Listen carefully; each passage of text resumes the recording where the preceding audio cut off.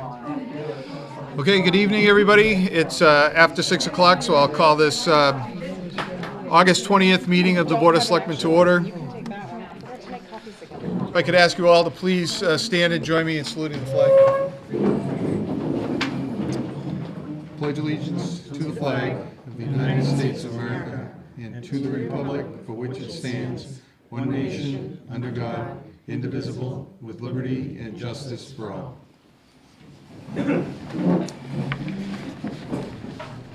Okay, the first item on the agenda is the approval of the minutes from the August 6th meeting. I'll entertain a motion to approve those as written. Motion made. I will second. All in favor? Aye. Second item on the agenda, approval of warrants. I will entertain a motion to approve school warrant number 1008 for $14,095.25. General warrant number 1009 for $270,655.25. And payroll warrant number 4 for $266,571.13. Motion made. And I will second. All in favor? Aye. Aye. All right. So, on to the good stuff. We kept this agenda clear of all other items except for our joint meeting. It was a request of the, I think the Downtown Development Committee first proposed it, to get everybody together, the different groups and entities that have projects in the works so that we're all on the same page as to what's going on and where we're heading. And so everybody can dovetail each other. I guess the Downtown Development Committee looking for grants and how the playground and the townhouse and all the other components work together. So we asked for representatives of the different groups to come in and give us a short synopsis. Joey close. Anytime you say brief. So, is there anybody from the playground committee here? He works late, so he might be on his way, I'm hoping. Okay, So, all right. So, the townhouse study committee. Anybody here from that group? That's the second, well, that's the second group that was gonna look into cultural uses, and I don't know, did they merge with you? They're not operating anymore. Okay. Did they join your group, or are they still? We had a couple members of their group jump on with us, but the others we haven't heard from. Okay. And we'll check with them then to see if that's still a viable committee. If not, we'll just dissolve that. So the Friends. From here or? Yeah, from the microphone so everybody else can hear you. One page. I'm Jim Buzzell, Friends of the North Brookfield Townhouse President. Going to update you on what's been going on with us. Our organization has been busy on many fronts this year. The painting project has continued from last fall, and the Friends wish to thank all those that have volunteered their time in scraping and painting the building. This year, the Friends have contributed $6,970 to the project for painting supplies and the lift rental. In June, we were awarded a grant from the Massachusetts Cultural Council of $10,000, which, along with matching funds from our account, will be used to hire a consultant for design of a performance center for the upper floor, which most people know as the Great Hall. The intention is for the performance center to be a venue for professional entertainers, local performers, and the Creative Life Center, which I will explain in a moment. Space will also be amenable for selectmen meetings and town meetings. Much work has also been done this year on developing a program to occupy a portion of the townhouse after the building has been renovated. This will be called the Creative Life Center and will consist of educational programming intended to foster creative thinking for rural youth, seniors, and adults in our community and surrounding communities. The center will be focused on the arts, but will include technology and other disciplines. The idea for the center has been presented to Senator Goby, Representative Berthium, and the Massachusetts Cultural Council, and was endorsed by each. In addition, Berklee College of Music in Boston and the Boston Conservatory are working with Longview Entertainment to build a bridge between their creative educational institutions and our proposed Creative Life Center in North Brookfield. This would include providing mentors, teachers, and curriculum to the endeavor. It is the expectation of the Friends to conduct a capital campaign in 2020 to gain the funds needed to begin construction. A professional fundraising consultant has been secured for this purpose, which has given us a proposal to start their work in September of this year. We anticipate the plans for the Performance Center and the Creative Life Center to be valuable assets when approaching potential large donors. On Saturday, October 19th, the Friends will be cleaning out the building in preparation for the construction phase of the project, and will welcome help from anyone who is interested. I would encourage anyone interested in learning more about the townhouse and the activities of the Friends to check our website, friendsnorthbrookfieldtownhouse.org, or visit us on Facebook. Thank you. Whoa, don't run away. I'm sorry, did you say October 18th? 19. 19th. So the, is there any grant applications currently on the horizon for you? Well, we have the grant in hand. We've been approved for that to use for designing the Performance Center of the Great Hall. And where did that grant come from? That was Mass Cultural Council. Okay, so, and that's the Creative Life Center, which was kind of on the same track as the Townhouse Study Committee, so I think, The Townhouse Study Committee, as I understood it, was looking into possibly using the building for an art school. yep, So I guess sort of similar. yeah. Because we were approached by some people at the state level about grant funding, and they said there was a lot of money Yeah. for the cultural aspect of it, so if we could turn it into some cultural use. Yeah, the fundraiser that I mentioned that we're talking to is like ready to jump on all of those, Oh, good, and said the same thing. There's a lot of money available, so perfect, we're looking forward to that. good. Any questions? Downtown Development Committee, got any? No? Perfect, thanks, Jim. Thank you. All right. Playground Committee, Dan, you ready to go, or do you need a minute? Give me a minute, if possible. Okay, all right. Well, you'll have about 25, 30 minutes, because Joey's up next, so. The Fire Department Building Committee, are you speaking for them, or? Dave's coming up too. Okay. I'll let Dave talk. One day. We'll see. Dave Harris, Fire Building Committee. The Fire Department Building Committee was appointed by the Board of Selectmen over a year ago to determine how best to serve today's fire department. The existing fire building is over 140 years old, built in the horse and buggy days, which in no way serves the needs of our modern fire service. It does not meet codes nor recommendations and standards of the NFPA, National Fire Prevention Association. Engine 1 just squeezes into the center bay with inches to spare. The tower ladder is housed in the last bay of the highway barn. And when called to respond, the firefighters have to run across the drive of the highway barn in front of their doors and trucks. This is a potentially dangerous situation and adds seconds to critical response time. Other fire trucks are parked beside the station outside in the weather elements. Additional equipment such as a rescue boat is located outside and behind the fire station.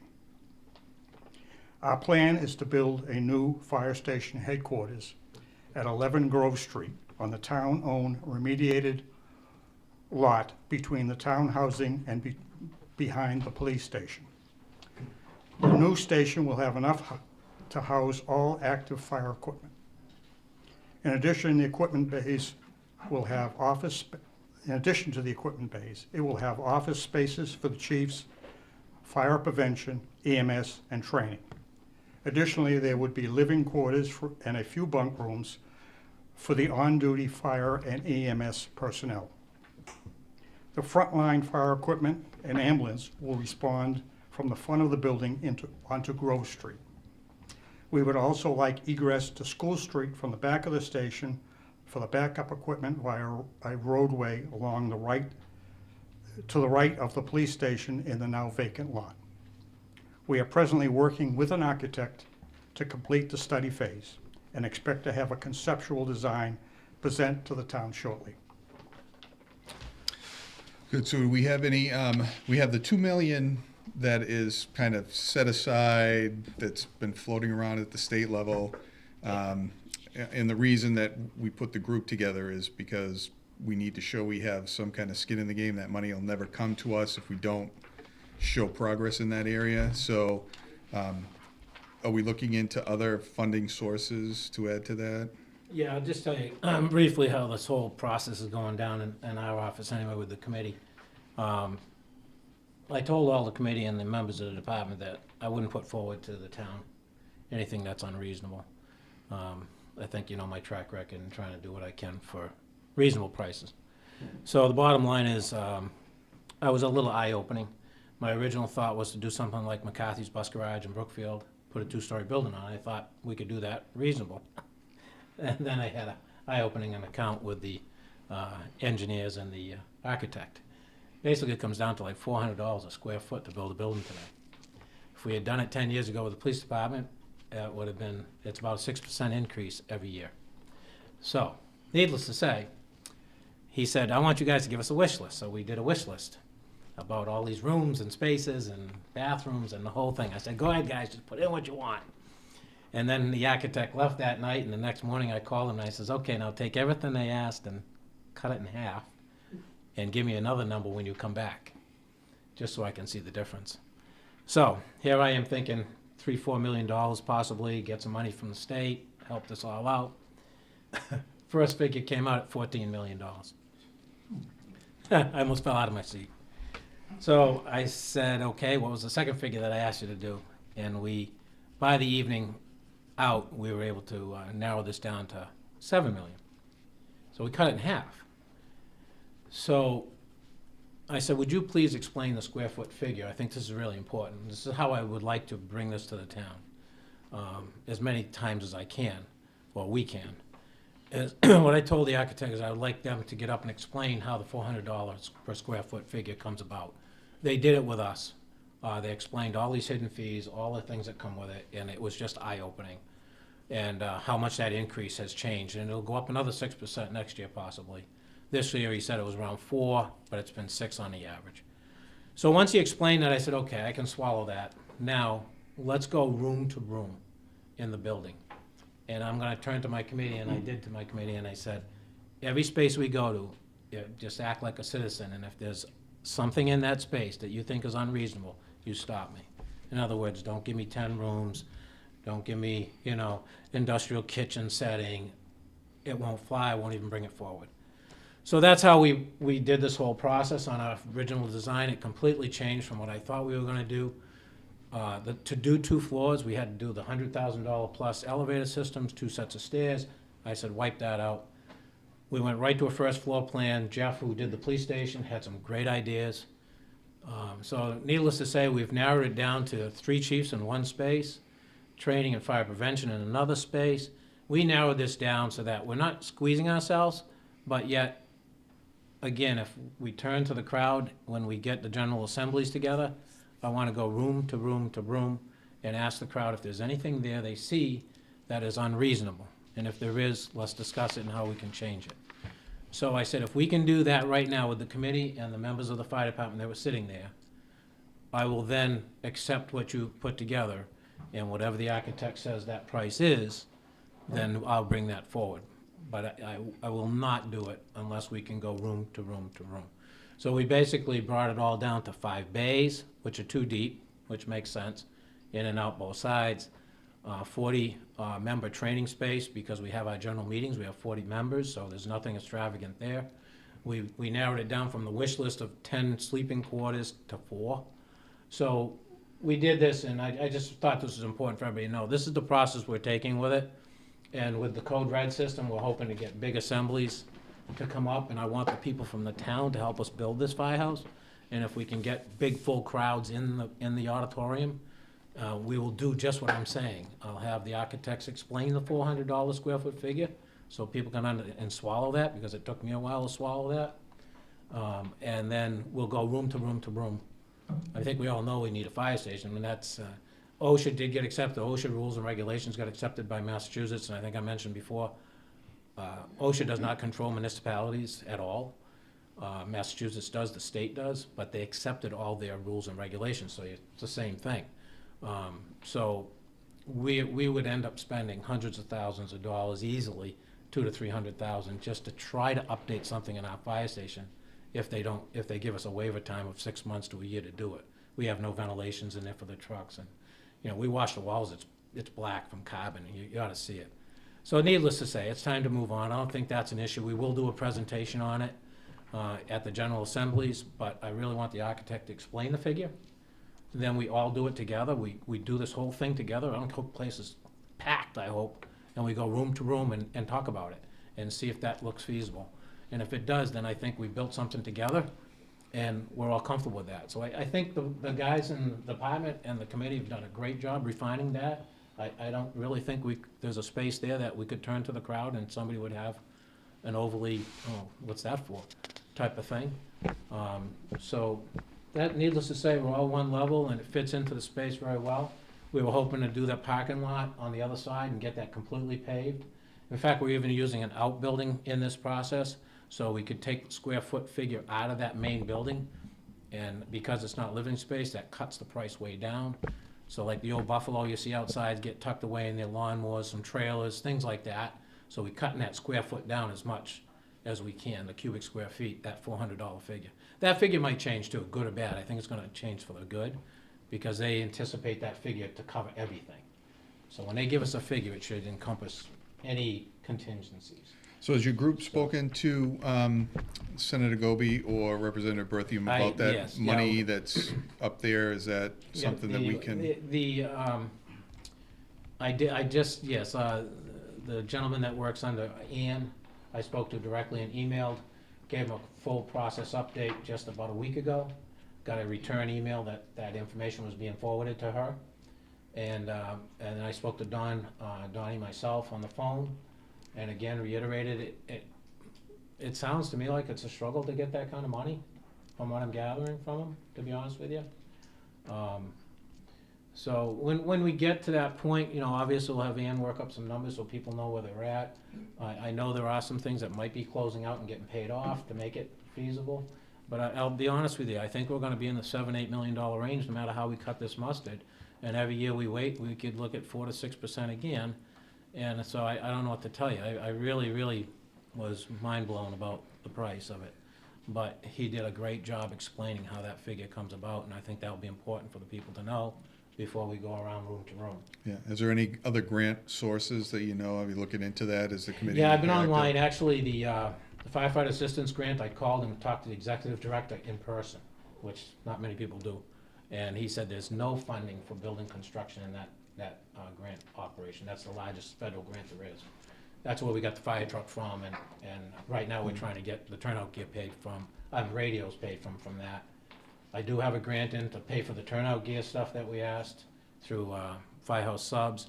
I just put in a grant for our rail trail and for the Town Forest Park for a nice Polaris machine that will carry stretchers and first aid equipment and 2 EMTs. So I just have submitted that grant. I hope it all comes through. But we're trying our best, yes, absolutely. So I don't know what else to tell you, but I just want to tell you that we're honest about what we're doing, and I wouldn't even bring it forward if it wasn't. I don't want to do that. Yeah. So Thanks. Any questions? Anybody? Yeah. Two things. One, have you approached USDA? yes, I have. Okay. Yes, I have. Yeah, I've got calls into them also, and their cap is 50,000. Oh, yes. Yeah.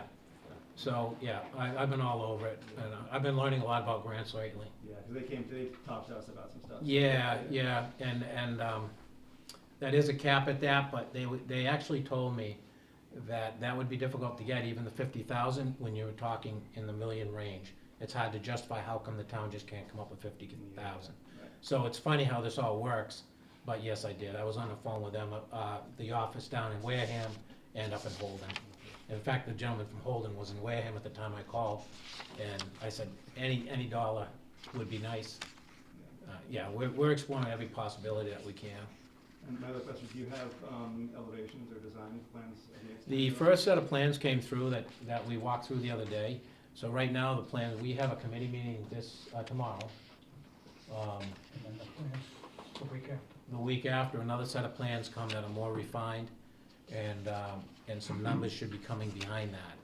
So once those numbers come in, my intent was to invite FinCom and Select Board in to a meeting to look at the plans, all of us together. And if they approve of them, then we'll plan our public speaking events and get it out there and see what we can do.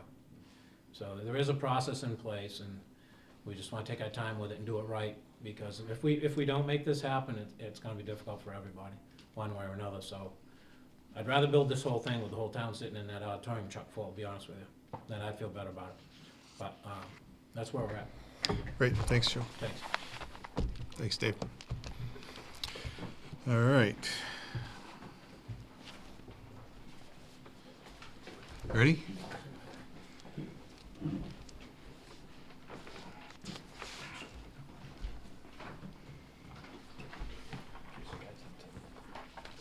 Oh, thanks.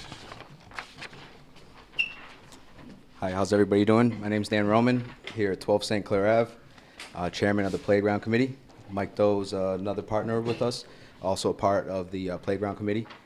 I would like to take this opportunity to say we're trying to grow, and we could use some help definitely on some staff, and we need to grow our committee.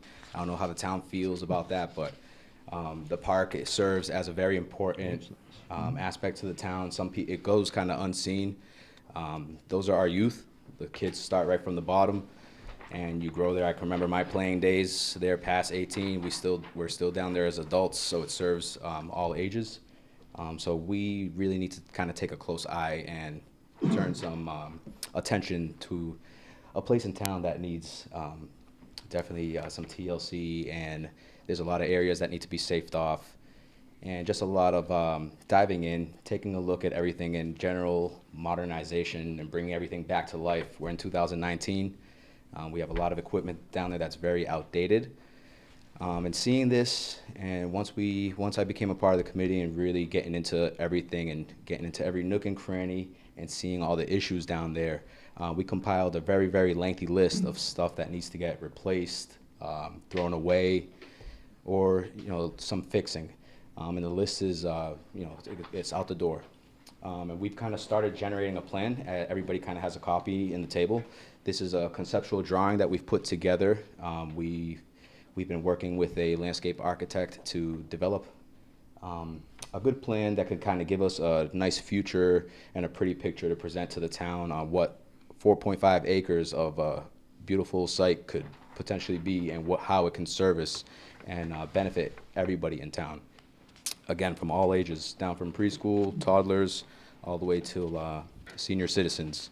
And generally on the plan, all the pictures that you guys see on the left-hand side, those are just pictures of examples to give everybody a visual, kind of have something pop up in their head. And those are different little pieces and parts that we want to implement in the site. Update the baseball fields, soccer fields, basketball fields. There used to be a circle track back down there for walking around. Bring that back to life. That'll serve as working out, nice exercise place for everybody. Senior citizens up the street could come down, walk around in groups. Strategically placed trees and park benches and little sitting areas where people could gather. It's a place of gathering. We should definitely see a larger volume of people there, and a larger representation of our town in there. So these kind of little gathering areas will bring that kind of camaraderie back and service lots of groups. Also here, we need a bandstand pavilion, some type of overhead structure to kind of mimic what West Brookfields are doing in some of those nicer common areas where they have Thursday night music. Everybody comes down. Sometimes you see the diner trucks pull up. Everybody from the community just comes out and just enjoys the town and everybody's company together, and that will be serviced as something very, very nice for our town, I feel. That's kind of what we preach about anyways, everybody in all aspects, so we should really live up to what we say, and that is a very great, big, large gathering area that we should take advantage of.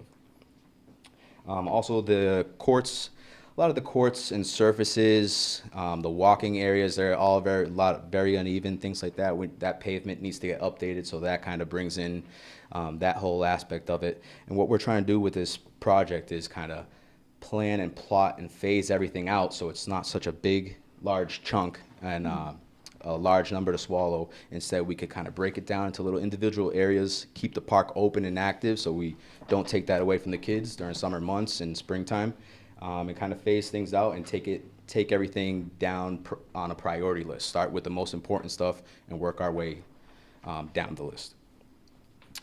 What else we got here? We have a donated bubbler down there that we would love to see active again.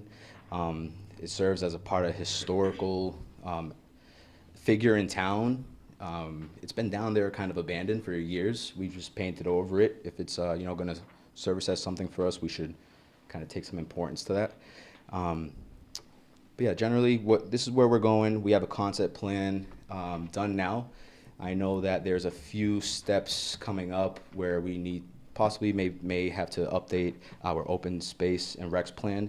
Kind of looking into that right now, working with the Conway School on trying to get some numbers and figures to be able to present to the Board of Selectmen and other committees in town that are interested in joining together. I feel like all of us, this is great for everybody to be here together because we kind of now can see what everybody's doing. There's different areas. Someone's doing something amazing on this side. Someone's doing nice on this side. If we all can come together, we can really kind of see some of this stuff flourish and also help each other. There's different routes that we need and certain certificates or licenses that need to be in place for us to see some of these dreams come true. So kind of this is very good. I hope we could kind of make this a regular thing and get a good communication link. I know it would help us greatly in the playground committee, and I feel like we can be a service to others and benefit to others as well. You get more? No, I mean, everybody can take those papers home. We're going to try to put this up somewhere. I feel like maybe on the website, if we can get a North Brookfield, if we can get a post on the North Brookfield website, or however, we can do Facebook, the citizens page, and all that. But I feel like something a little bit more formal to the people, and if you can get out to the people in town, that way it kind of makes awareness. And if anybody here has different opinions on how they feel that can be done the best way, I'm open to it. And yeah, we could use some help on the playground committee. Great. So a couple of questions. Removing that concrete bunker you wanted to get out of Yes, there. yes. Have you talked to anybody about that? Do we need to? I was hoping maybe we can talk with, I can get with the highway department and we can see if it's even potential it's gonna be a pretty heavy piece of concrete. It's everybody, if you're not familiar with it, it's our old storage unit down right behind the backstop at the baseball field. And it's pretty much just a concrete cell. It's an eyesore. We've painted it a million different times. And it's really not servicing as anything right now because a lot of condensation grows on the inside and mold starts forming and everything. So that right now we don't use it at all. It would be great to get rid of it. You could put some nice lumen seed down and stretch out a little grass area for a more open space for everybody. Have you been contacted, Jason? Do you know about this at all? Yes, Okay. I looked at, we don't have any equipment on the means of moving that, but that doesn't mean we can't get somebody with a crane truck. Yeah. I believe Chase Precast Okay. set those back in the Yeah. day. And Is it something we can recycle to them? Will they come and take it and, not to Chase Precast, but some other I precast doubt company? it, but it could be looked into, yes. Okay. even if we demo it on site too, I'm sure we can get lots of, if we have access to a hammer, I'm not sure if we have a hammer hoe for an attachment. Yeah. It's the price of a rental on attachment. I'm sure we could throw it on one of our mini excavators or one of our backhoes. Pay the price for the attachment, we can get it, and we can get a group of people. Has to- Chief Smith looked at it? Have you been in contact with him? I have not, I can, Because I did talk to him about it. He was mildly interested, but I don't know if he looked at it and saw whether it was useful or not. I don't really see many uses for it unless someone Okay. wants to make a bomb shelter out of the thing or, bury it in the ground. Because it's massive. It's gonna take a huge truck. It's gonna take a huge piece of equipment to move this thing. Yeah. That's just one of the kind of eyesores we have there. Just running down the list on currently where we're at.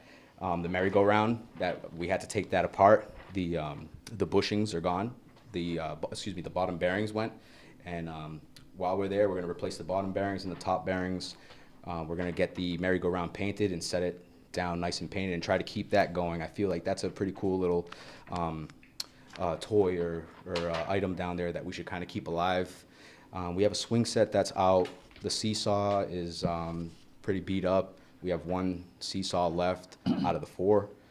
All that stuff's kind of coming down because right now it's unsafe in some areas, and just to avoid any type of incident or accident, we're gonna go ahead and peel those things down until we're ready to go and install something new, and you know, not waste any more time putting a Band-Aid over a sore that's just gonna kind of keep getting peeled open. How about that encroachment off of St. Clair? Is that still an issue? Everything's still down there, yeah. Okay, Mhm. we'll address that. Have Yeah, you spoken to Can we them? get the property line staked out, or who could I talk to about that? Yeah, have you talked to them? I have. Last time we spoke, you were gonna speak to them one more time, and Yeah. then, Mhm. okay. Yep, we'll address that, Okay. to get that out of the way. And from our perspective, if you look at this, did you mention, or did I see on one of your other renderings that you plan on putting a track around there, like an area to walk Yeah, around? so yeah, if you look around, some of the print is very small, I do apologize. We can come better prepared next time with a Yeah, visual up on the big there's screen, gonna we be a can track. zoom in and out. But there's a track that goes around the entire perimeter of the site, cuts back across the dead end of St. Clair, and heads back down towards South Common, all the way around the basketball courts, then returns back up all the way Grove Street, heading towards North Common. And that is just bring exercising back down 3 lanes, nice rubberized material, something that's good on the joints and everything. That, we have, down there, we don't have anything for the toddlers, the playground. You come down with the kid maybe 3 years and younger, even 4 years and younger. The equipment that we have it doesn't service little kids down there. That's why the parents just walk right past the common and they go down towards the church or they go up towards the maze, when realistically we should be right there in the center on what the common should be representing. So that definitely is something that needs to be changed and brought up. Besides the toddler, we can get a bigger, younger teen or older child. You know, jungle gym, kind of put some nice fancy not sculptures, but some the fancy jungle gyms that are out there now, the new modernized ones. And we can still keep our historical features by implementing some of these little things all around. Because one of the things, when you're planning for the future, the old Aztec property that's being rehabbed, that last little site that needs to be remediated, that connects to South Common, Yep. is in the process of being remediated now. We get some grant money. Once that's cleared out and that whole property is cleared, one of the things we had considered was using it as parking spaces to service the downtown if the townhouse becomes active again and we need parking, there'll be parking there. One of the things I wanted to do was take your track that's around the playground Yep. and connect it to that property, run it through that property, and connect it to the rail trail just on the other side, and then it's 4.2 miles into East Brookfield. So when you're designing, just keep in mind that we'll come across that area into the, with the jogging, walking Yeah. portion. Okay, great. So, Yeah, that'd be great. That stretches us out even further. Good connection between the two. And again, that's a perfect example of the trail system going on and us kind of making a plan down at the playground. Now we have a nice, perfect link. It all makes sense. yeah, excellent. Any questions from anybody? Yes, sir. Diane Nichols, Director of the Senior Centre. I am very excited if we get the walking track Mhm. down there. We have a very active walking group of about 15 members. I give kudos to our highway department that have worked very hard with us to try and make the circle, the loop we do around the common and back into here, a bit more accessible as much as he can, pavement wise and what have you. So we'd like to thank you for that. So I'm excited about that. I just want to ask, there's a big push in a lot of towns for having senior, and I would say play equipment, but it's more fitness equipment, like ellipticals and things like that that are accessible for seniors, or multi-generational. So I just wondered if there's some way we can talk about that at some point, of having some of that equipment in there. Do they make it for outside They stuff do, like yeah, that? absolutely. They have all that kind of outdoor equipment where it's not so much free weights, where you remove a weight, put it on, everything kind of has its own weight, and you use pretty much your own strength. And if you guys take a look in the basketball court area, you'll see a basketball court and like a volleyball court or tennis court that are lightly, they're kind of faint in white. Those are just showing two open potential areas for something like that. You know, if anybody has any kind of ideas, it just shows that we have open space on the playground that we can make things. Another parent reached out and mentioned about a skate park. I know we tried that once already. I feel like the first time we did that, it wasn't the best time. You know, it's kind of the kids and their dads out there building ramps together, and that one kind of fell through. But we do have a couple open areas in town, I mean, on the grounds, and also in the back corner by the Leeches and Hearts, we have it's showing a dog play area, kind of a corral, a dog, not a dog park, but just a little fenced-in area. We kind of showing this. There's a lot of parents and a lot of families that come down with the dogs. That's another thing we wanted to mention. It would be awesome to have some sort of fenced-in area to be able to have your dogs there, kids there, and you can kind of have an eye on everything. Just another potential idea that's floating around. Great. Anybody else? We were hoping that parking, and if we came out to School Street with the fire station, across from the Pete's house, we were hoping to get all paved there too, because that could be parking closer to the beginning of the rail trail. Yep. At the same time, if people want to park there, they could then head right onto the rail trail, if they weren't coming from the common side. Right. On this plan as well, this shows all the parking restructured on Grove Street. I forget the number off the top of my head, but we do add in, I want to say at least 50 to 75 new parking spots that would benefit everybody. When church is in, it gets full down there. When Hearts is in, it gets full down there. When the Common's full, you know, when everybody's down there, everything gets full and gets really tight. And having these parking spots would definitely help the area and help everybody all around. Great. So, do they not use the senior center parking lot if they're down at the common, and if not, why not? I mean, I've been up Yep. the past couple of Sundays, because we've been marking out the parking lots. And when you've had the big, you know, tournaments down there, and the parking is terrible down Mhm. here, but there's nobody in the parking lot, and it's not like we're telling people they can't park here when we're not open. Yeah. You know, we do ask, you know, if people are parking overnight, that they park in the back corner, so it gives access to, you know, all the seniors, but, you know. I think people don't know that we can use this lot if this lot is usable. I didn't know that. Well, it's a town facility, so it's open for town use. There's no, yeah, it's available for people to park in. That's good to know. If they're accessing the playground. We luckily got some nice new parking that the highway department helped us out with up on North Common. That's been already servicing the soccer division in town great. People have been using it after hours. It's been fine. People have been using it during church. So that already shows how beneficial it is to having parking expansion. We also don't have handicap and ADA, the best ADA all the way around the park. These plans are going to be bringing up new handicap entrances and ramps and all kinds of stuff like that, and parking as well. Great.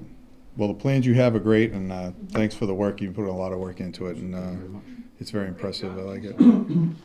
Thank you. Okay, let's see. Town Park Committee. Forest Park? Town Forest Park? Yeah, Town Forest Park, is that Town Forest. Okay. So, Town Forest Park Committee has been having trouble get together. A lot of the committee members over time have kind of found, it's been several years since we opened the park up.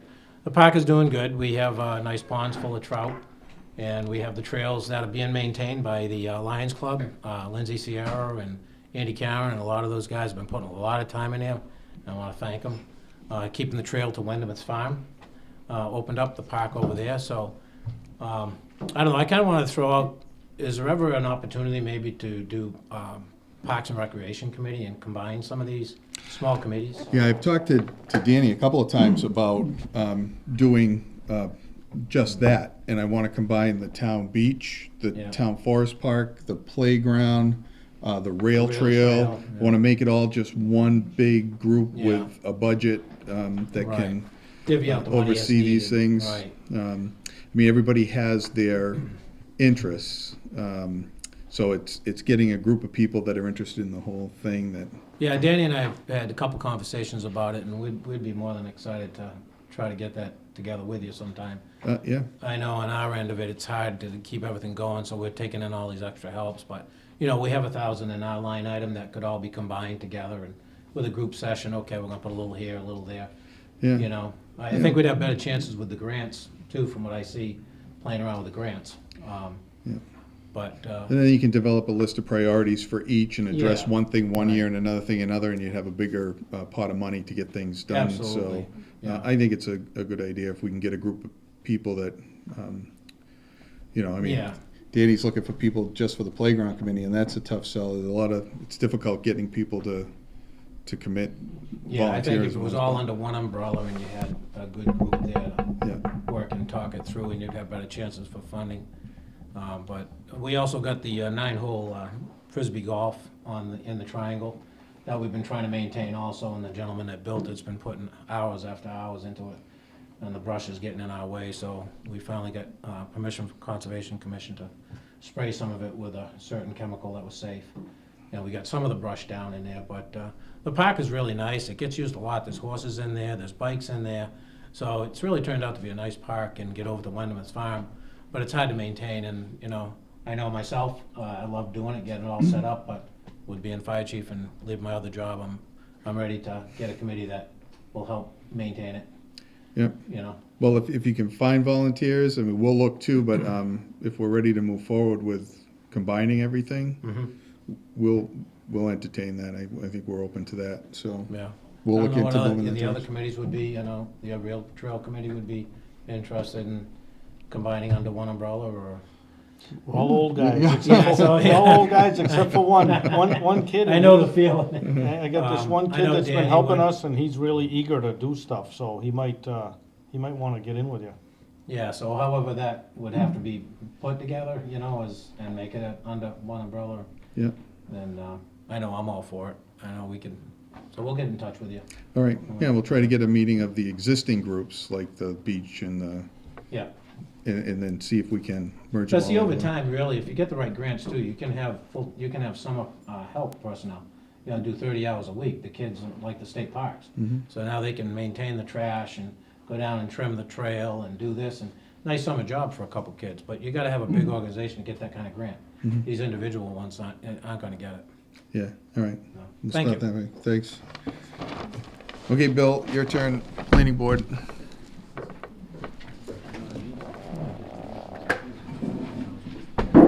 Good evening, Bill Good evening. King, Chair of the Planning Board. And we're a 5-member board. We meet the third Wednesday of every month, so if more public wants to attend, that would be great. We do meet here at 7 o'clock, and we are probably embarking on a revision of our master plan, or an update of our master plan. It was 10 years old in November, and it's only supposed to be a 10-year document. So we have a subcommittee of 2 planning board members now that will be, I think they've contacted CMRPC already, and we're gonna be contacting probably town departments in the future to try to get an update and try to do it the most cost-effective manner that we can.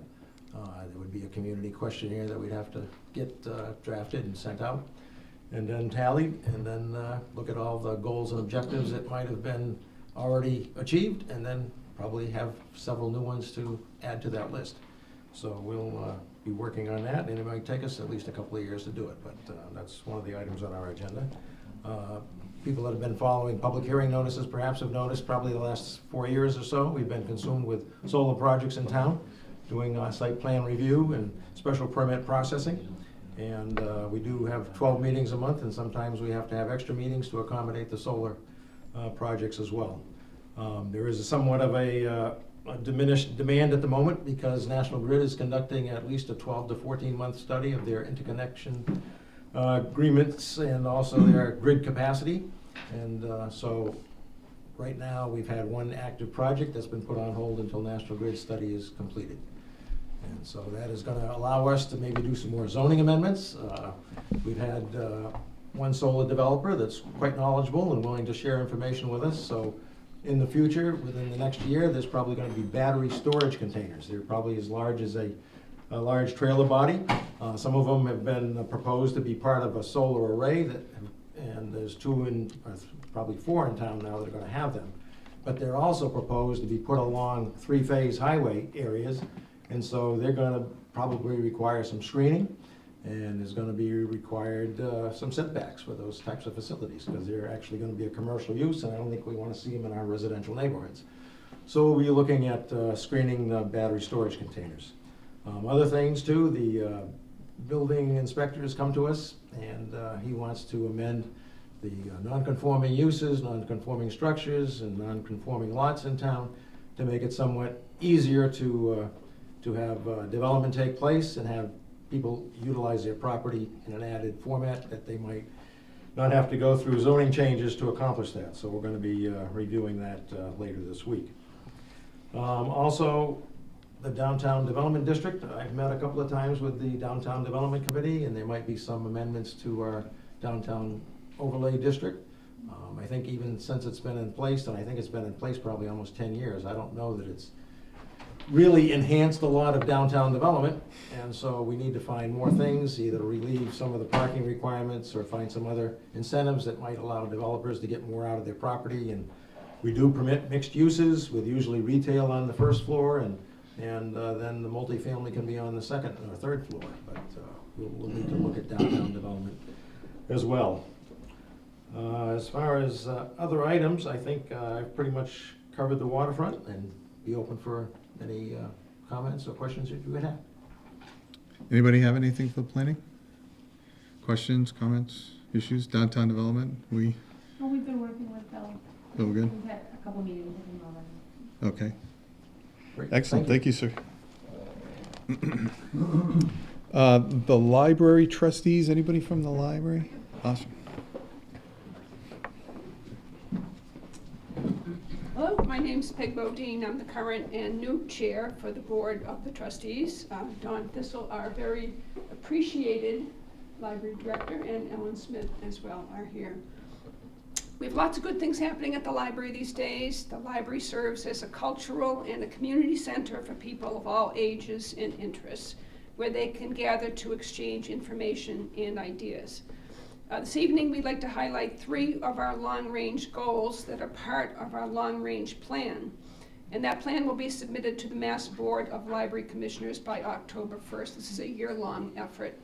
Having this plan in place will help us secure funding in the form of grants, which are always very appreciated. The first goal we have is connections. We offer books, CDs, DVDs, ebooks, technology, and programs for our patrons. And the facility, as you know, is also available for groups outside regular operating hours. Our library serves the entire town, and the safety of our patrons is important. Although the library does have wheelchair access in the front of the building, we would love to see greater ease and safety for people who may have difficulty entering and exiting the building. A dedicated handicap parking space in front of the library, and perhaps a curb cutout, would allow for safer wheelchair or stroller access. Better outside lighting for those who use the building in the evening and the winter hours would be a safety improvement, as well as placing greater emphasis on pedestrian traffic when people use the crosswalk on North Main. These improvements fall beyond the scope of the trustees, but possibly could be addressed as part of a community plan. Our second goal is education and recreation. We offer patrons many opportunities to participate in programs for fun, entertainment, and lifelong learning. In addition to the resources already mentioned, we schedule the annual May Festival, art exhibits, a summer reading program, story hour, writers' workshops, Lego clubs, coloring clubs, and a robotics boot camp, which was funded this summer by a grant from the Mass Library Commissioners. This boot camp was such a magnificent success that it will become a robotics club in the fall. We are always searching for new interactive programs, and creative ways to fund them. We hope that this long-range plan will facilitate the acquisition of grants. Our third goal is preservation. We strive to preserve the beauty and the viability of not only the building, but the local historical collections housed within. It's our hope to be able to digitize such important documents as annual town meeting reports, the North Brookfield Journal, and other examples of local resources before they are lost to history. Unfortunately, our maintenance staff has identified a leak or leaks in the library tower. The library has submitted a proposal to identify and correct the leaks in the slate roof. Also, repairs need to be made to damaged areas of the interior walls in the ceiling after the leaks have been fixed. The proposal is part of the capital improvement plan, fiscal year 2018 to 2022, and we had requested $10,000. This funding amount is well beyond the ability of the trustees to fund it within the library's current operating budget, but the sooner the problem is resolved, the less costly it likely will be. We look forward to working with all the committees in town, hearing some great ideas to make North Brookfield an even more wonderful place to live and to raise a family. Thank you. Thank you. Any Is Dawn here? Did I see Dawn? Dawn is here, yep. Did we talk about that leak? It's kind of vaguely familiar. That was discussed before I took over as director. I think that was something that Ann had probably discussed with you, which is how it got into the capital improvement plan back in 2018, I believe was when that was done. No, so we haven't talked about it with you recently, but it's getting to the point where we absolutely have to make some steps, hire someone, because we've tried. Ellen can probably help fill in some of these gaps. But over the years, we've had Barnard Roofing come, who does the slate roof of the building. Every year, they think they find a leak, and they tar it or do something to solve the problem, and we keep our fingers crossed, and we think, okay, we've got it this time.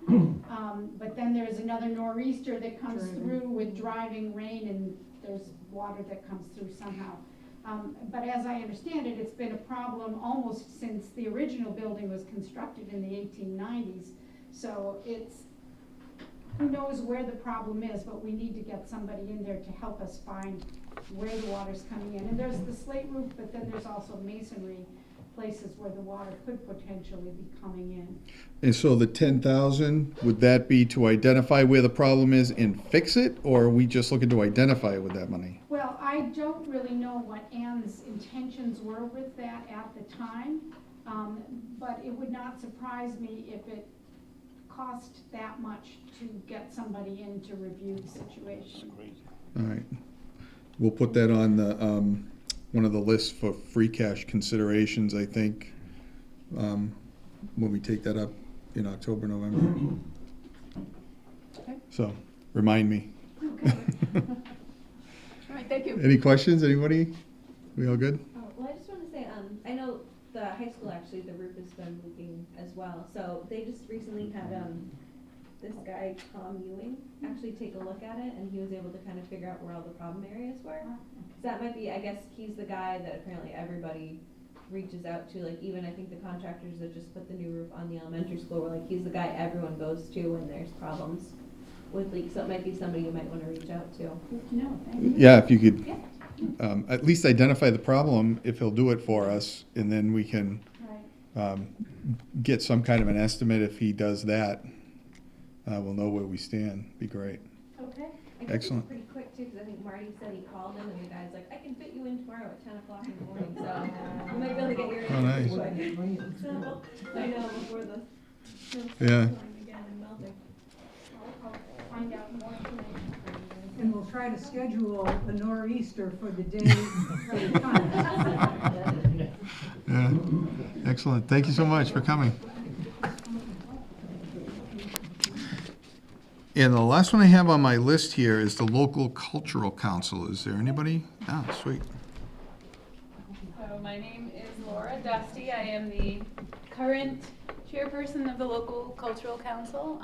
We are funded by the Mass Cultural Council, as Jim was saying. The local cultural council gets around $4,000 every year to approve grants, and we've approved grants for a lot of the committees that are in this room. So a couple of things. We are due for our community survey. The Mass Cultural Council puts a lot of stake into seeing exactly how communities can use the funds. I have paper surveys that Don has been nice enough to have the library be a home for. But I would also love to send surveys to anyone that's on a committee in town. I would love to send a Google survey just because it's free, and everyone can look at the data afterwards, just to see where you think we should be awarding our grant money towards. So, Have you been in contact with the Friends or any of the groups looking at the townhouse for cultural uses? no, that's not really so much what we do. We can work with them. We did award a grant through our local cultural council. If people apply for grants, we can give them grants. We can kind of source people out to do grants as well, in a way, encourage them to fill out a grant, and we can approve it. And I know that our committee is more than willing to work with anyone else in town to see where we need money. And I'm also so excited to hear about just culture. There's so much research out there about how the arts really do, just the notion of creative economy, how the arts do make an environment where people want to go, whether it's for a festival or it's just an area where people want to go because it's interesting, because artists have been there, whether it's architecturally or whatever. But it creates a place where people want to go and they want to spend money. So it really is there's a lot of research on that. So if you guys don't mind me sending you a survey, you don't have to. I can certainly look on the town website, and I would love to actually post a survey on the town website so that community members can fill it out. But I really would love to get input from people that are really invested in the town and already putting so much time into the town. So I don't know the best way to go about that. I don't know if I can leave a piece of paper and you want to write down your name, and I'll send it to you. But if you guys can access a Google form, you can look at all the data very easily afterwards. So. Okay, we can send out a group email of all the email users that we have in our system, and send it out by email that way. Yeah, you can get me the survey. I can send that out. Yeah, All and right, then we that'd can be put it. fabulous. But I would love to work with anyone that has any information on how we can make the town a better place. What's your first name? Laura Dusty is my last name. Laura Dusty? Yeah. Thank you. Thank Appreciate you. it. Yes, Sheila wanted NB Helps to come. sure. Yeah. If anyone would like a paper survey, I have those as well. I think it would just be easier to do it via email for most people. So I'm Sue Lewandowski, and I'm the chair of NB Helps. Sheila wanted us to come because we are involved with decorating the town. We used to be DOT, Decorate Our Town, and we've kind of merged into NB Helps. And there's 6 of us. Alicia Anderson, who's supposed to make it tonight, she is the vice chair. Kristen DePassi is here, Katie Griffin, Melissa Seidler, and Anne Marie Kilborn. And our job is pretty much to keep the town decorated. In April, we do the Earth Day cleanup. And then we have some elves, Ellen Smith and Trish Miller, who do the baskets of flowers around town and those cement things along the old Aztec property. And they also changed the flowers in the fall to keep the town looking nice. In November and December, and this is why I wish Alicia was here, Christmas is a huge thing in town. And she and Katie Griffin just year after year keep putting on this magnificent Christmas. I don't really have anything to do with that. But we have no budget from the town. Most of our money comes from, in a few weeks, they're going to be having a boot out downtown, and we collect about $1,000 from that. And occasionally we do a GoFundMe if we really need some money. and also donations from the town. If we put out a plea on Facebook, we usually get enough money, and it costs us about $2,000 to run it. Oh, and I forgot about the flags. We did do a GoFundMe fundraiser and made about $3,000, and we purchased 42 flags around town that you see in all the poles. 6 of the flags were POW and the rest were American flags. And we got flags for the library pole, and I don't know if it was the senior center. We had a few people ask for them, and we had the money, so we did that. And Joe Holloway, thank you, he puts them up and he takes them down. We do really need a town place to store them, so they're not in my garage or in one of the churches. We're gonna take care of that. We did get the email. We'll find a Okay, spot for that them, would be yeah. great. They're in the fire station, I just took them down tonight, they're in the fire station right now. Okay. And just one of the new projects that I happened to see when I was up at Plymouth State this summer, because we have no trash collectors in town, and I noticed that during the parade, there was no place to throw trash. And there were some really neat wooden trash receptacles that on top of them have flower baskets. And I took a picture of them and sent them to the Boy Scouts, because I thought that would be a really great thing for a project for one of the Eagle Scouts. And I imagine NB Helps could do some fundraising to help them with the supplies. And there's only maybe about 3 receptacles that we could do on Main Street. But we don't know who would be responsible for collecting the trash, how often it would be. That's something we want to work on. But I just wanted to bring it out here and get the conversation started. And if that's already part of something with the townhouse, then, then we can drop it. But, and down the road, we wouldn't mind being a part of everything and grow to help decorate the seasons when we get the new townhouse. Great. And all Thanks. the wreaths, Katie and Alicia got them all together, and the Scouts. So it's quite an organization that gets everybody involved. Yeah, and you do a lot with a little money, so we do appreciate the decorating in the town. The townhouse with the wreaths looks great in the Christmas time, and the parade's a lot of fun. The Christmas time parade. Oh, yeah, is that's, a lot of fun. and that again, it's not just a group, it's Katie and Alicia get all the groups involved, the Scouts, the church, the fire department. I mean, it's really a community event, and it just, they're really great people that get them together. Great, thank you. Who else did I miss?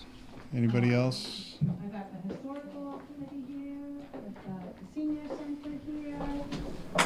Yeah? Do you have anything? Board of Health's here.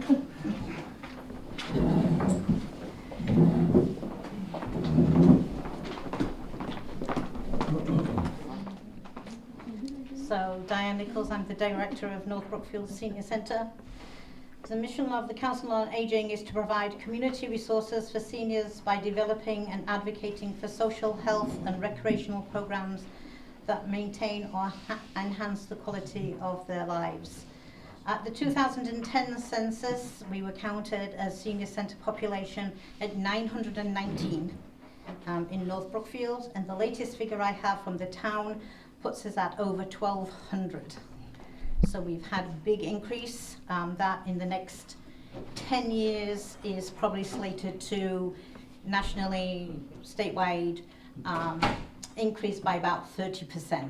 So we're looking at a huge increase over the next 10 years. We have an ongoing commitment to educate the community about the needs of our seniors.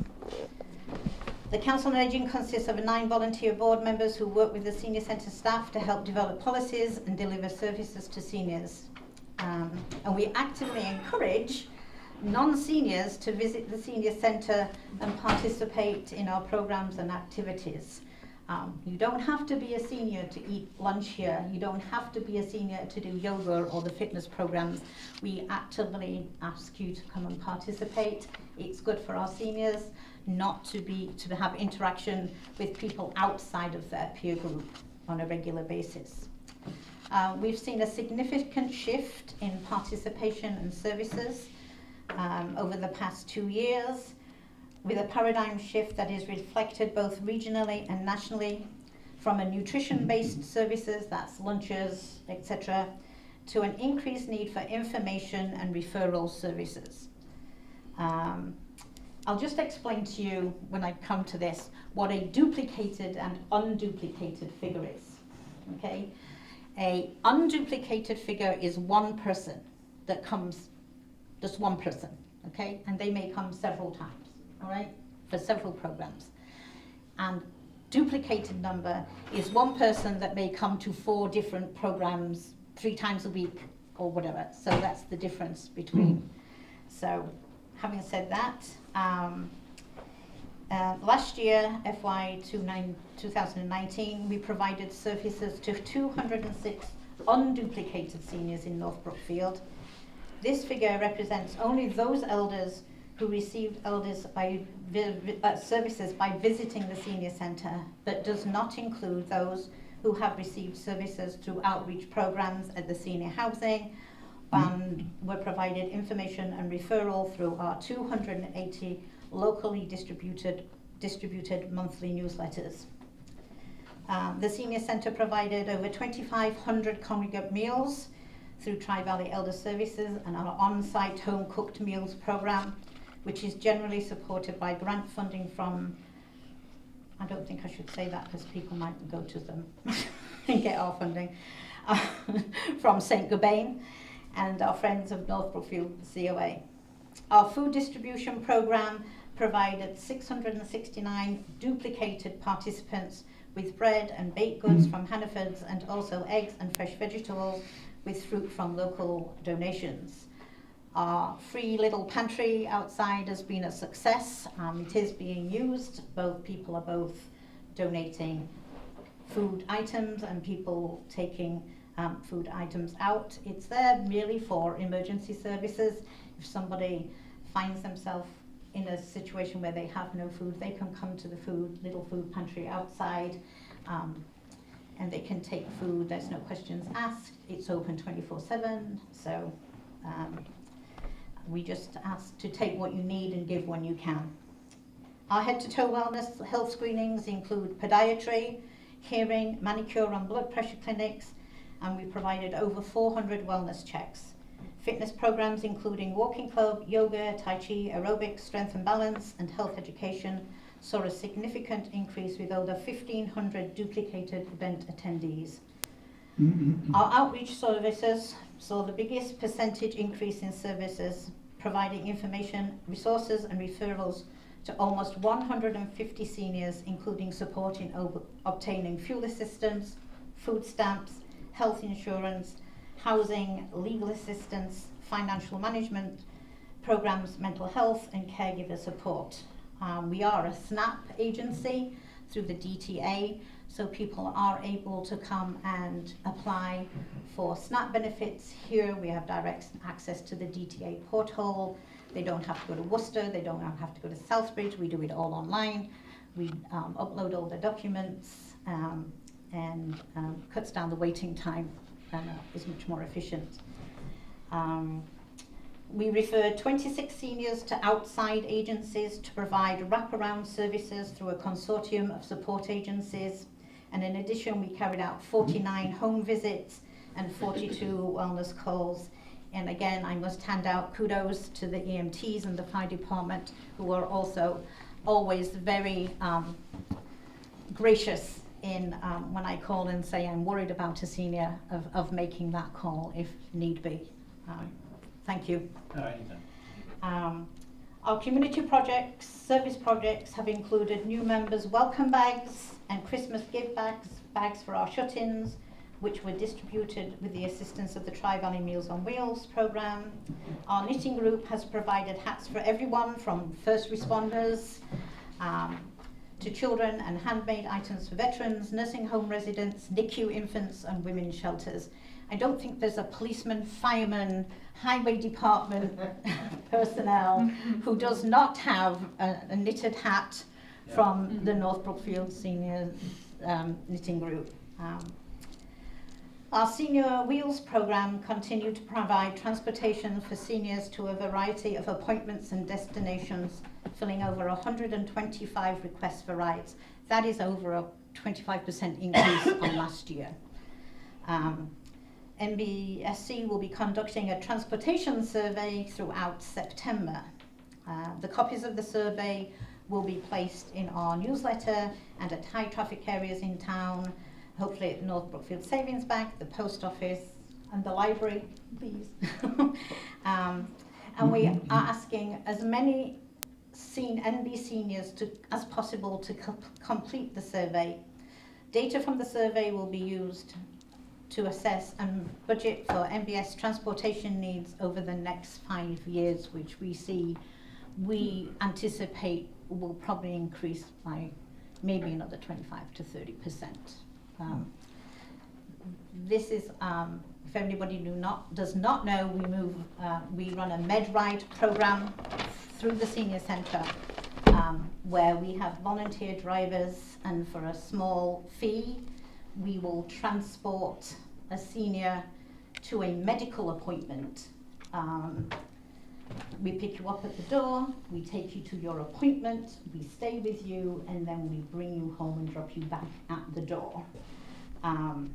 We have gone as far as Boston. We have done trips 2 and 3 times a week for people that are having maybe wound issues or dialysis or cancer treatments who have no transport. So, and it's a huge issue for seniors nationwide. It's a big issue, transportation. Moving forward, new projects include making North Brookfield an age and dementia-friendly community with the assistance of the AARP and the Office of Elder Affairs. This will require a collaborative effort from stakeholders in the community to offer trainings, services and applications for future grant funding opportunities. Our first informational meeting, hosted at North Brookfield Senior Centre and facilitated by James Fuccione from Mass Healthy Aging, had 26 community participants, and we look forward to working with many of them throughout the application and implementation of the process. This means I am looking for volunteers to sit on the steering committee. I am willing to write, it's not a grant, but the program, the application to become dementia friendly, but I can't do it on my own. This is not something, it has to be a community-based project. And there could be grant money available through that process. Capital expenditure projects. You may notice there's some quite large brown stains on the roof. Much like the library, we're not quite sure what causes those. But we have been very fortunate the last 2 years that we haven't had heavy snowfall. We do have a flat roof, so we keep our fingers crossed every year that we don't get heavy snowfall. There's not 14 inches of snow sitting on that roof, because I really don't know what would happen with that. We have had some leaks, like you. We've had sort of several Band-Aid type things done. We replaced all the gutters on the outside of the building because rainwater was coming in through the windows, and we thought it was seeping from behind the guttering. We've had flashing replaced, we've had siding replaced to try and fix the problem, but like the library, if there's one heck of a northeaster and it's blowing this way, this window ledge is flooding. We try and anticipate it and put a bucket there, but I'm not here 7 days a week, 24 hours a day. Not quite, anyway.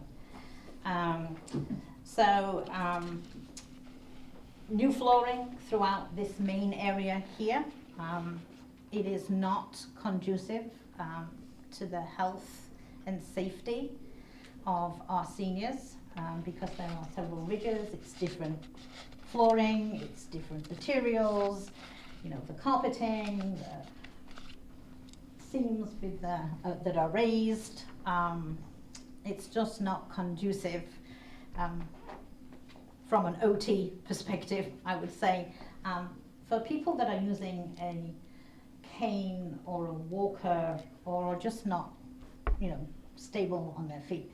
And I can attest to this because I had ankle surgery and I had one of those scooters and it was not easy negotiating in here.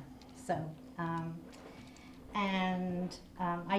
I've applied for several grants for that and we never got them, but we'll keep doing it until somebody says yes. The last quote that I got was 20,000. But that is to replace all the floors up until the kitchen into this main area with one flooring all the way through. Is it non-skid flooring, specialized flooring, or? It's just regular flooring, just regular laminate, but the fact that Okay. it's one level Yeah. would be, with the increase, with the, hopefully, I don't know, hopefully, but with the projected increase of seniors, a dream would be to have more space, either up or out, because we really only have one big room. We do have, you know, the smaller area there and the 2 offices that we use, you know, for small meetings or if people need a one-on-one consultation or foot clinic or the hearing doctor. But we generally cannot run 2 programs at the same time because we only have one big area.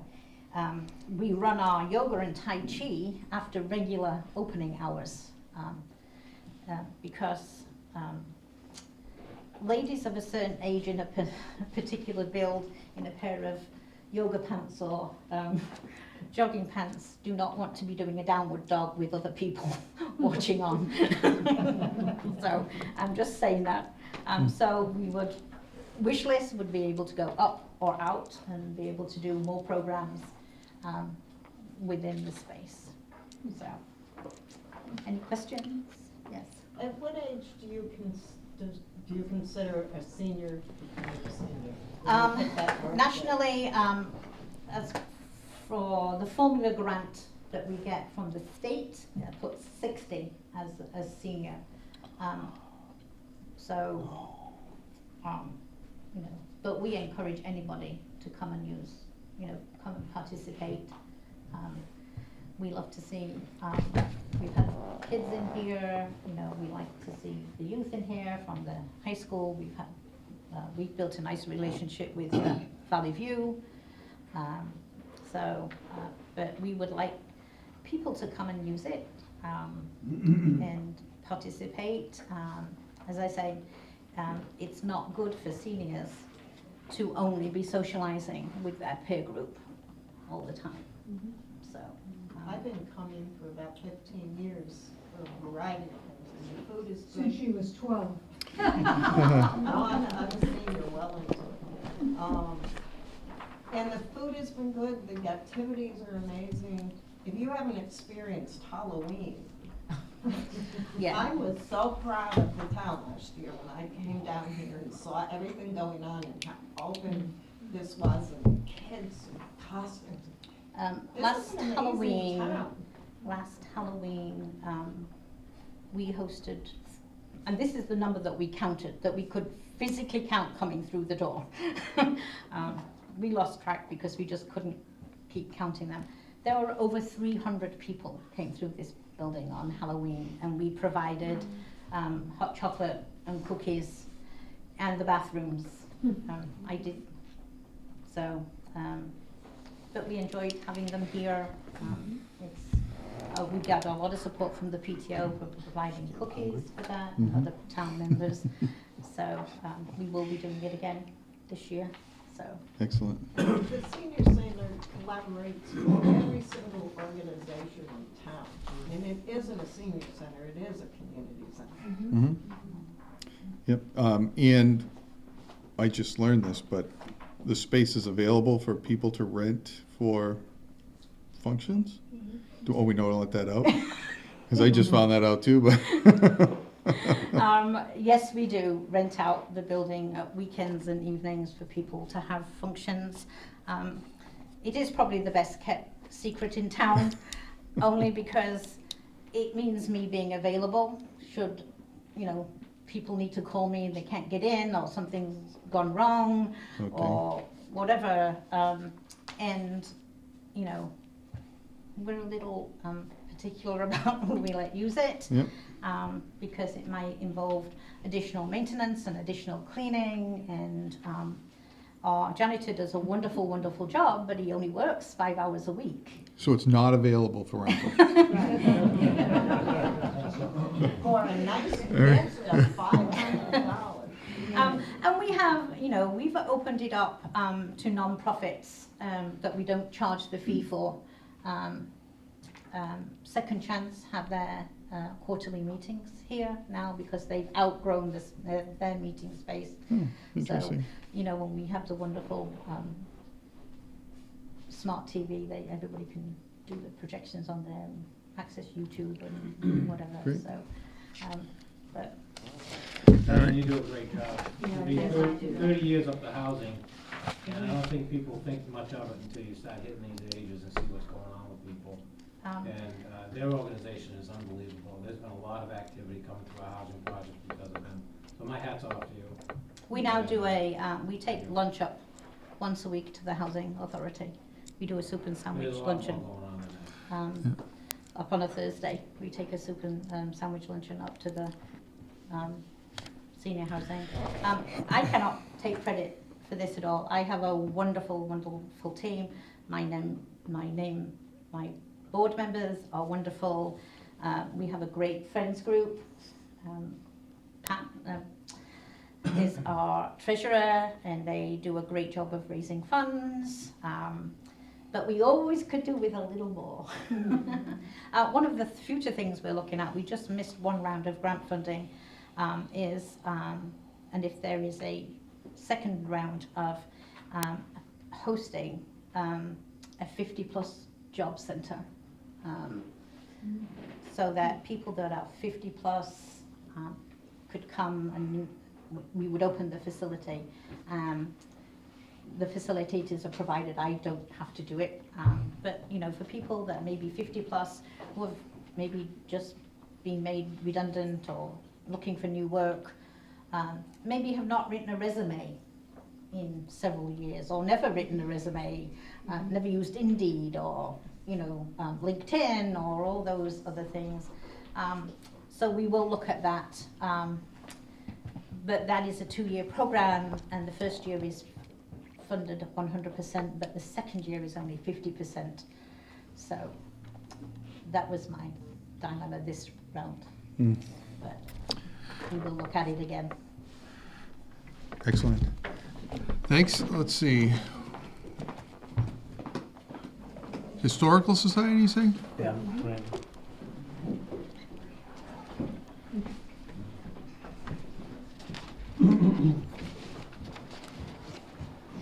Brandon Avery, President of the Historical Society. This should be quick. We have a small historical museum, 197, in the basement of 197 Main Street. I don't know if everybody knows what it is, but that's the building right next to the town hall, the Munns Building, formerly the Walker Block. Generally open 1 day a week, May through December. Try to do 1 weekend day and 1 week, 1 day during the week. We have a large collection of North Brookfield related artifacts on display. A lot of stuff isn't on display just because we don't have room for it. We have hundreds of photos and binders, some on display, thousands of pages of North Brookfield related history, documents, papers, family histories, histories of various subjects in town. Right now I'm been in a long process trying to categorize them in binders so they're easier to access if somebody's doing research or looking for a specific topic. We have books, maps, and prints.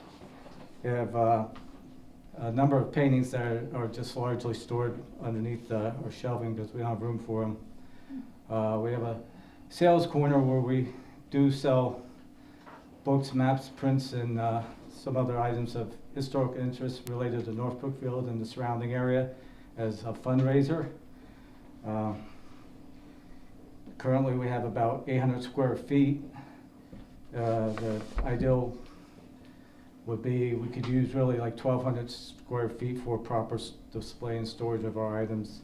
And we're always adding information and accepting new items, but we can't accept anything very large because one thing's a lack of space and it needs to be related to North Brookfield, but we do have a lot of things like bottles and things people donate once in a while that, you know, Quabog Springs, everybody's familiar with Windemith Meadow. And we also do provide, when anybody's interested in doing research, like just worked with the youth center on their Treasures of Windemith booklet. You'll notice several of those photos are from items in our collection. Go through that. In the past, we've had a professor from Brown University come to do research on the papers, writing. Recently, another gentleman's doing a book on Rufus Putnam stopped by for some information and directions to Rufus Putnam's old homestead and things like that over the years. So right now, future's kind of up in the air because the building's for sale. Who knows what's going to happen, but long term, I would like to try to work on finding a long-term or permanent type space in my lifetime before I check out. So that's kind of my life goal, is to really find something that we can have a permanent thing. Everybody knows in the past we're up in the second story of the library, which had a lot of problems over the years. But maybe someday we can have our own dedicated space and continue to preserve North Brookfield's history. In case you don't know, now, do you have a special site on Facebook? Because I did start a Facebook page, North Brookfield Historical Society, where I try to because post lately, things. he's been, when you go into the library, there's a lot of pictures. I mean, there's a lot of stuff. On Facebook, he'll put up one picture and give you the history of it. And you can really sit down and absorb it and appreciate it. So thank you for that, and, sign up for Trying that to go out in page. that direction a little bit, because, but it is time constraints. I wish I could do a lot more, but there are time constraints and stuff. But you're grabbing our attention. It's a Really process, are. and so, yeah. Yeah, we're trying to get that train station back. I would really like to get that back and make that the historical. Well, that'd be Society building. fantastic. Most of the towns, if you look around, the towns have done that in a lot of places. West Brookfield, the old train station, Grafton, North Grafton. There was an old library that the town donated for use of the Historical Society. Leicester just donated a building for the Historical Society and Commission combination together. East Brookfield has the old junior high school, so. Yeah. Yeah, that's the situation in a lot of towns, and, that'd be fantastic. But. Yeah, we're trying. All right, thanks. Oh. I have a solution to all of your problems. Build me a new senior center and you can move in here. There you go. Board of Health. Excellent.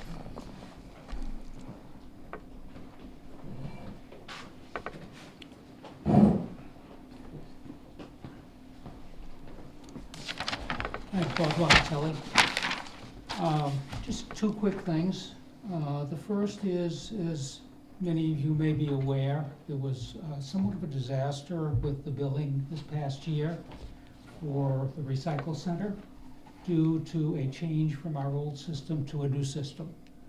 We are very hopeful that we will not have a disaster like that this year. No guarantees, but we're hopeful. An issue that the Board of Selectmen, I'm sure, are very interested in and may be aware of.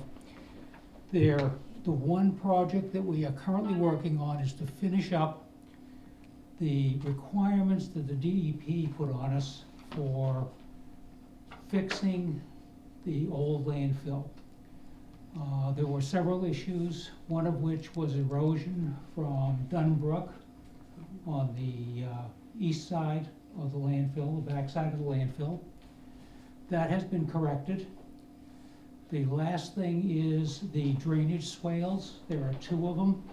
One goes north to south on the back side, and the other one goes from the area just to the left as you're looking at where they do the composting, all the way to the front gate. We are meeting with an engineer tomorrow to go over his plan, and then hopefully we can get that taken care of. Once that's done, if the DEP approves of it, then I assume that the board is still looking to have it surveyed for, or looked at for solar. Well, we've entered into an agreement with the solar group Okay, that was contingent upon getting the DEP approval. So there is a group already doing its due diligence pending a DEP outcome.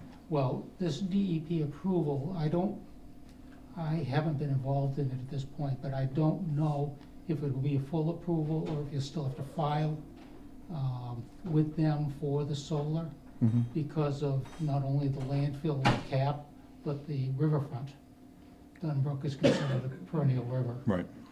So, but I'm pretty sure it'll go through at that point. Yeah, but that group deals with those kind of They do. green type solar projects that they do them on landfills that are capped and stuff like that. So they would be responsible for all the permitting and making sure it's compliant.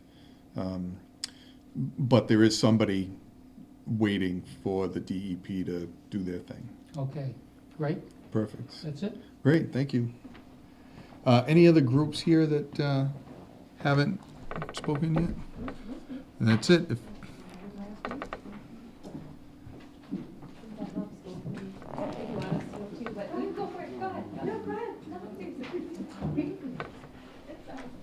What group is that, Kristen? We didn't know school committee, we got the email too, so figured. Oh, okay.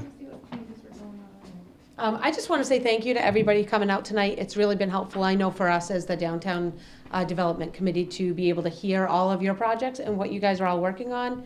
There is a lot of overlap, I'm hearing, so that's actually pretty fantastic. I know, like with Danny and the Playground Committee, you guys have a lot of parking that they're going to need at the Friends of the Townhouse, and walking trails, I know, we're trying to pull them together, and ADA compliancy, so there's a lot of overlap and like a big umbrella that hangs out over this town. So it's really great to hear you all come in and give reports so we can kind of make sure we're all on the same page. So thank you all for coming down. I just wanted to give a report on the North Brookfield Downtown Development Committee. We just started, I realized September 10th, 2018, so we haven't even been a full year yet. I want to thank Jim Buzzell for getting us going. The Downtown Development Committee was started because the Friends of the Townhouse needed for the downtown to be a little more redeveloped. There are funds that are being held at the State House to be able to be released to the Friends for the townhouse redevelopment, and the downtown Main Street needs some work in order for the state to see that we're putting a little bit of skin out there to be able to get those funds released. So that being said, I think our group's pretty dynamic. We're pretty excited about the stuff that we've been working on. We want to thank the CMRPC. We work with Carrie Salwa, is that how you say her last name? She's fantastic. Very sad she couldn't make it tonight, but she's helped us out a lot. Currently, we have 5 members. Myself, I'm the current chair. April Pagnoni wasn't able to make it tonight. She's been pretty sick. She's our secretary, and we also have John, or Jake, Jack McClintock, and Ethan Malad, and Marilyn Borst. We're all here tonight, so thank you guys for coming down. So with having worked with the Central Mass Regional Planning Board, or Commission, CMRPC, we've implemented the Complete Streets policy here at North Brookfield with help from the Board of Selectmen. And we also have had the Water Department, Sewer Department, and Highway Department all give a letter of intent that they're willing to help us out with redeveloping the Main Street downtown. So this complete streets policy that we've put through for North Brookfield has allowed us to apply for one grant and hopefully several grants in the future. But we did already get awarded one, which we were pretty excited about. It was for $20,000 or so. We've already used some of that towards the CMRPC. They're developing a strategic plan for us, which we're hoping it will be done about the end of October or so. And then with that, we'll be able to take that to the Board of Selectmen and the Highway, Water, and Sewer Department, and we'll all kind of conglomerate together. And hopefully, by May 2020, we might be able to break ground and start putting some new sidewalks in and crosswalks. With the library was talking about, we need crosswalks. We have that on our list to implement some ADA compliant areas and make the downtown a lot more pedestrian friendly. So in our strategic plan, we have 5 main focus areas. One of them is the complete streets. That's allowing us to have, again, the pedestrian-friendly areas down there, ADA compliant crosswalks, making possible bike trails, or redeveloping some parking. There's a whole mess of stuff that's going on with complete streets for us. So that's one topic. We have 5. The second is the townhouse project. We're working with the Friends of the Townhouse to create the Creative Life Center. We're super excited about that.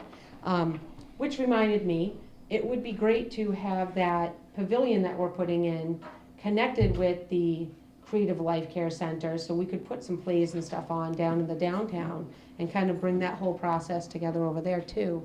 The third piece we're working on in our strategic plan is the downtown redevelopment, which is allowing for grant opportunities. We're looking for the possibility of having landlords the ability to upgrade their facades of their buildings, so we can kind of bring all of the downtown like back into one standard, or just make it a little bit prettier down there. We appreciate a lot what the beautification committee does. I know that's not what you guys are called anymore, but we want to work with you guys too to kind of bring everything together down there too. Again, the whole idea is to make this really pedestrian friendly and help to bring businesses down too. Our fourth strategic plan topic is to connect the trails. So we have at least 5 or 6 trails in town, which are the town forest, Wendermouth Meadow, the rail trail, the school path, with the common area, and also the trail that goes from like the Bell Hill Cemetery down to Pleasant Street over behind the senior center and by you've got to check it out, Di. It's a pretty cool trail over there. So I think we're going to be working with the CMRPC to develop like maps and trail signage to be able to point people from the center of town, from the townhouse, because really that's where we started from, to go down the rail trail and kind of be able to connect all of these trails together and let people be able to come to town and get a map and be able to enjoy all these different pieces that we have in town, and then eat lunch, see a show, park at the Common, right? So that makes us bring it to our last main point is we want to expand business in town. Actually, our homework from this last meeting is to check out all the vacant buildings that we have in town and start working towards what do we need to do to start putting stuff back in there and attracting businesses to come to town, because that businesses attract people, people attract the school, families come together. So this is really, putting that downtown back together is really going to bring this whole town up to the next level, we're hoping. And it is a fabulous town, and that's why we're all working to make it so great. Jack and I have attended already a Mass DOT, so that we're working on the ADA compliant processes over here. Hopefully we'll have any idea what you guys are talking about when you bring us that strategic plan. We've also had a public meeting here where we had a survey filled out by all the downtown businesses. That helped us out a lot as well. We were in the May Festival to help generate some public interest. And we're also looking to expand the parking and the zoning too. So again, we're hoping that we're gonna be completed with our strategic plan by October 19 and start working on implementing all of this stuff and breaking ground by May 2020, which I was excited to hear. A bunch of you guys were talking about September and October here already being your months that you're starting to work on stuff too. So I'm excited that like over the next 6 to 9 months, we're hopefully see a lot of changes here in North Brookfield that are really great and for the better, and making people excited to be here. So that's my spiel. Are you doing the hazard mitigation as part of the downtown development, or is that a different group? I'm on the hazard mitigation. I have no idea how I ended up on that. So sometimes they invite me, and I don't know how often they meet, but I know that they redeveloped some of the hazard mitigation plans and stuff already. Like they updated that chart. Yeah, FEMA just approved the hazard mitigation plan that was submitted. I just got an email, it's coming back to us for a hearing and approval, and then it goes back to them, so. Yep, so the plan, the you hazard got that mitigation too? plan will be all set. Yeah. Yep. Yeah, and I didn't know if it was part of downtown development, if it was a separate thing you were.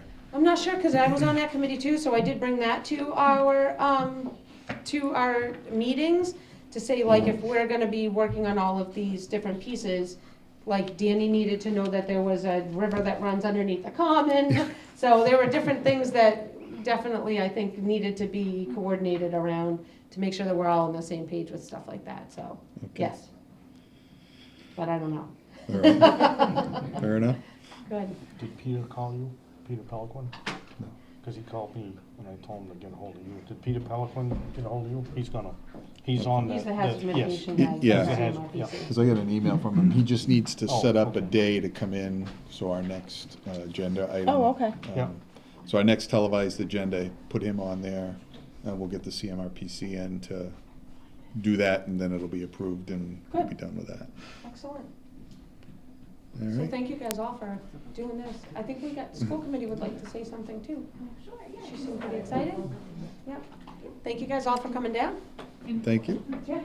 Sheila. Oh, okay. Oh, okay, I heard your name. Hi everyone, I'm Kristen DePass. I'm the secretary of the school committee. We have a lot going on at the school, but I figured I'd just highlight a couple of the new changes and things that we're trying to bring in for this year.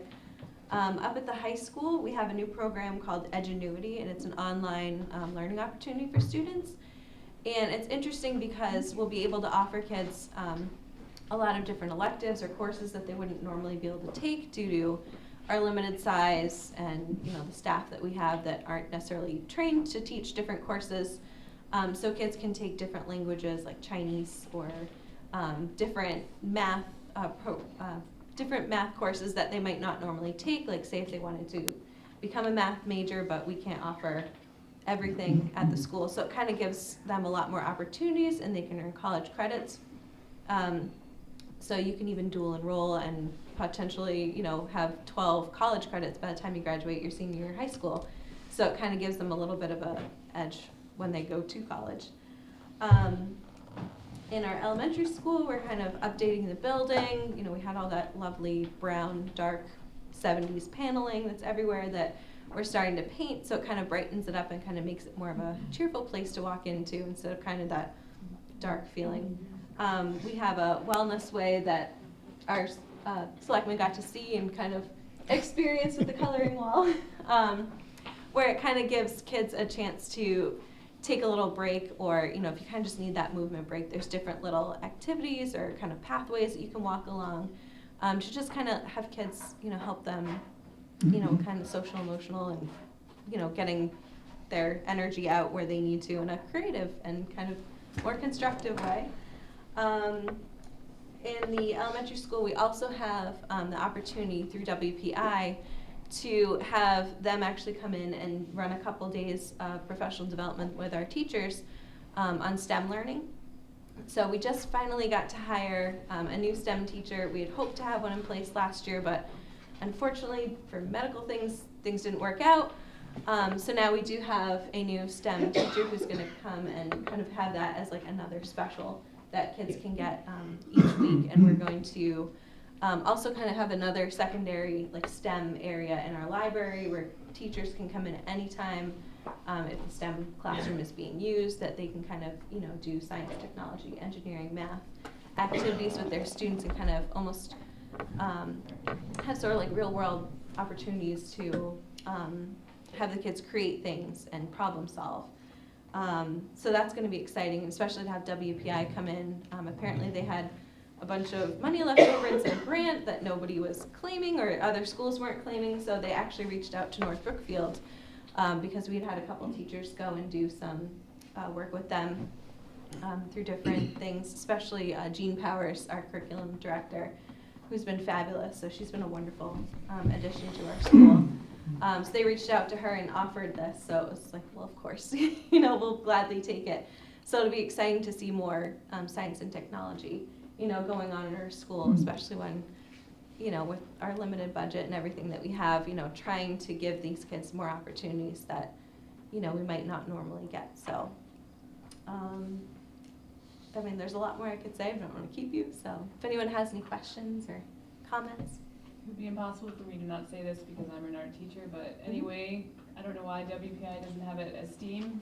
I think we try to do more really like, just- I know, Every time everyone I hear forgets the it, arts. It just really bothers me, but that's just something I can't not say out loud. Yeah, they do, they did have a STEAM night, actually, I forget what month it was in, but where they had all sorts of different activities and like stations that kids could rotate through and families came to do. And it was a huge success, so they definitely want to do that again. But yeah, I don't know why people like to leave the A I out don't of know. the STEM. And Engineering everyone's design always process like, is exactly the same for art exactly, reading, so it is. it might be forever. Yeah. The painting makes a huge difference. You It walk in, does. it's all bright and inviting for a change, as opposed to being really yeah. dark and, Exactly, it's kind of, there's certain hallways you walk down and, there's the same number of lights in each hallway, but, it's amazing when we walked through and you went through one of the painted hallways and it was nice and bright, and then all of a sudden you went through one that wasn't painted yet. It was like night and day, like literally. Yeah. It was pretty dark in there. and the staff up there, they did the gymnasium floor over, that looks amazing. It does. So, they're doing Yeah, they've a done lot of work amazing up work. there. Our custodians are fabulous, when they just get everything shiny and new. And we walked in, the sun was shining off the floor, and it was like you literally couldn't see because it was so bright. So, So I talked to the high school principal last night too, and he had some thoughts about using a portion of the townhouse in a cultural way to give music lessons and, I think Bonnie's already talked to him about that, but okay, good, because he was pretty excited when I told him about the cultural aspect and stuff like that. So maybe a way to bring students into town for specialized use. So that's good that you're talking. And Jason, do we have any money in line painting? Yes. Has the superintendent spoken to you at all? I got a message from, was it Marty? Yep. And just the other day, and I haven't stopped up. Yeah, a couple of crosswalks up that way that they were looking to paint over before school started, if we could. All right, I'll make a point. yeah, I Get think to there it was as some soon- parents have reached out and had some concerns, Yeah. like with kids walking to school. There was a couple crosswalks that might have needed Yeah, repainting, so they were a Yeah, little bit more if we visible or could- something. try to get that. I don't know what's involved from your perspective. Is it a crew that comes from outside, or do you do it? It's just a couple, we can do them in-house. Okay, yeah. If you just talk to the superintendent over there and see if we can't do that for the kids Yep. before they start, that'd be great. Mhm. Excellent, thank you. Yeah, thank you. All right, anybody? I have one question just for you guys. You mentioned the depot building and potentially the parking lot by the police station. Do you have anything else on the horizon, or anything that you guys are working on, sort of infrastructure or downtown-wise? Not that hasn't been given out to a group to look at and explore for us and bring back ideas. And we just have an overall vision of connecting everything together. But then there's the different groups that are going out to try to make it happen. So we don't, do we? I don't recall any. Not that we're doing on our own. Yeah. Nope, it's all. Yeah. Yeah, it's all the groups, as you can see from all the people here, it's a lot of work, and we don't have the time to devote attention to each individual thing, so it's good that we have interested groups that can facilitate that for us. So we appreciate your efforts, because you're, by and large, all unpaid volunteers, so that's great. The sign would be the only, the sign downtown. Oh, yeah, before everybody is surprised by it when it happens, we have a new sign coming into the downtown. The old sign that was kind of kitty corner and you can only see it as you flash by it real quick. It was a big plate glass window. It's kind of fallen apart on the top. We have a electronic sign that's coming, and it's going to be V-shaped. It's going to fit inside the pillars. There's going to be a header on it that is just like the header that's on there now, so we're keeping the town feel.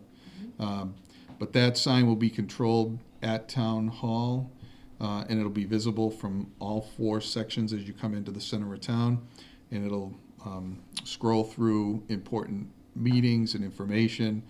We can sell time and space on it for advertisements, so it'll keep scrolling, but John's already handled some of the electrical work, right? The service is in, I don't know if it's connected yet, but Troy Brown put the service in last week so that we can operate that, and he's gonna put outlets on the back so that to light the Christmas tree, or if we wanna do any other ground lighting. I built the backboard for it.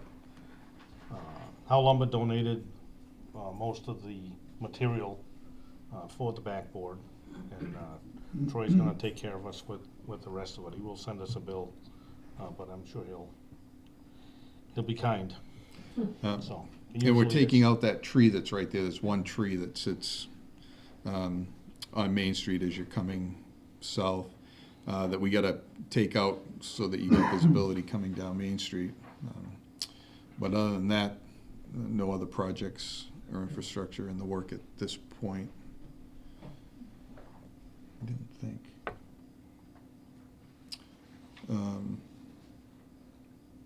Anybody get anything else that needs to come in front of us or be brought up? Public comment type period that's kind of off topic. Anybody need to say anything? Bring anything to our attention? Alicia's. Oh, yes. Hey. Alicia Anderson on the Helps Committee.